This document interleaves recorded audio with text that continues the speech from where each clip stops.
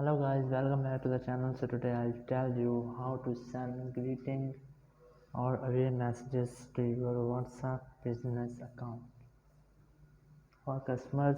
And so let's do it. Just open your WhatsApp business app, then click on tools, and here scroll down and search for greeting messages. Here you have to enable this setting, and here you can type your message that you want to send to your customers.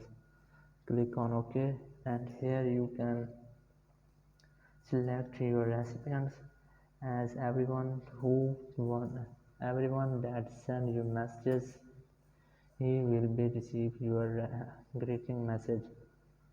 So guys, you have to save this setting, and you have successfully saved your greeting messages. Thank you very much for watching the video. Until next video, bye bye.